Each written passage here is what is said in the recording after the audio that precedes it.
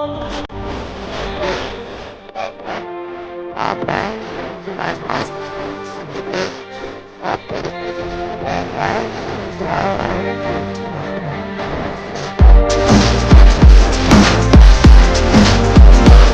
की ये समाजवादी समानता भाईचारा रैली ये केवल रैली नहीं है, ये आह्वान भी है कि आने वाले समय में सामाजिक न्याय के राज को लाने के लिए हम पीडीए के लोग मिलकर के सरकार बनाने जा रहे हैं।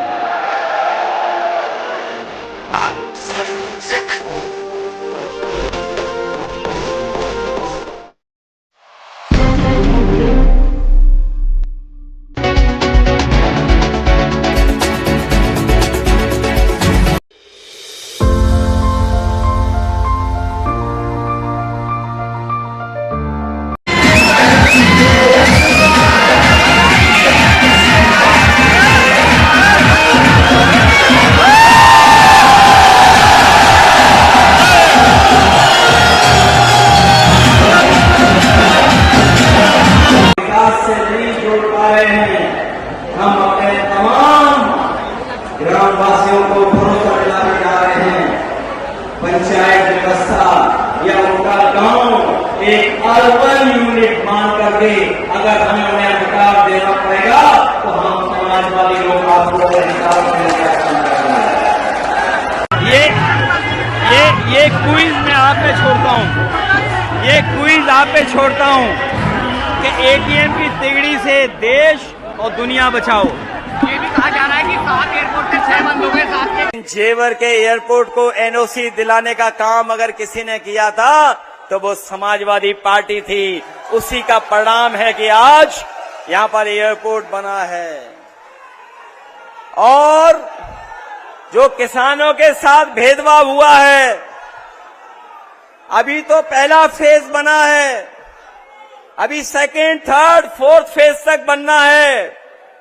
आने वाले समय में समाजवादी लोग अपने किसान भाइयों को भरोसा दिला के जा रहे हैं कि आपके किसानों के साथ जमीन का भेदभाव नहीं होगा। सेकेंड, थर्ड, फोर्थ फेज जब भी बनेगा तो जमीन अगर ली जाएगी तो बाजार भाव से जमीन लेकर के अपने किसान भाइयों का सम्मान करने का काम करेंगे।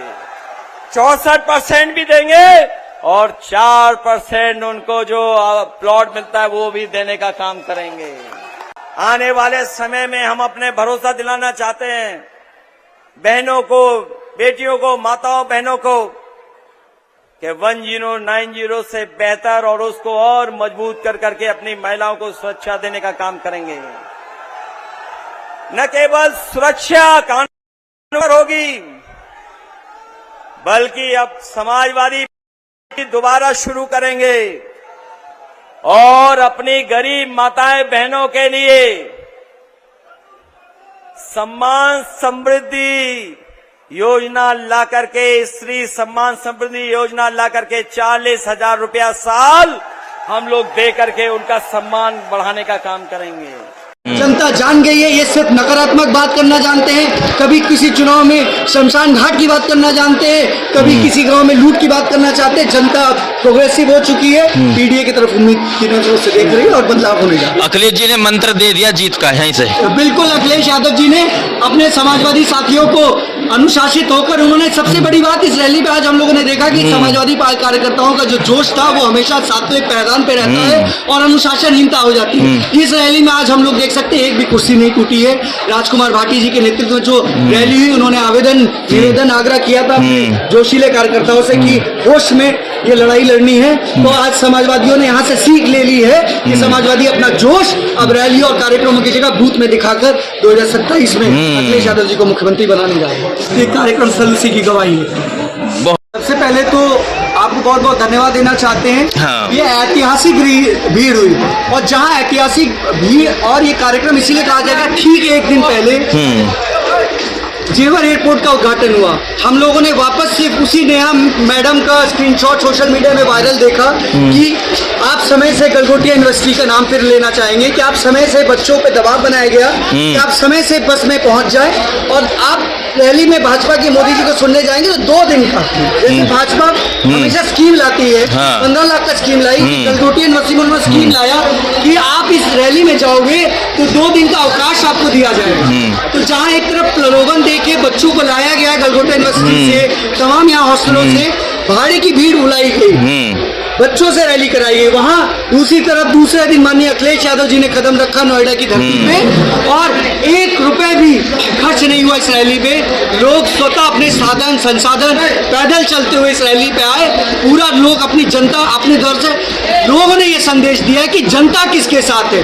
हम आज इस समय वक्त हो गया कि जनता का मीडिया एक तरफ अगर गोदी मीडिया सिर्फ गोदी मीडिया जहाँ एक तरफ भारतीय जनता पार्टी की तरफ है, वहाँ जो फ्रीलांसर कर रहे हैं यूट्यूब की मीडिया है जो सच को जिंदा रखी है, आप जैसे मीडिया के हाउस जिन्होंने सच की लौ को जिंदा रखी है, अखिलेश यादव जी की आवाज को जिंदा रखी है, वो मीडिया यहाँ पे था, इन्फ्लुएंसर थे, यूट्यूब थे। मेरा आपसे एक सवाल है, 2012 में दादरी से नींव रखी थी और जीत हासिल हुई थी समाजवादी पार्टी की, क्या इस बार दोबारा फिर लौटने वाला है सत्ता?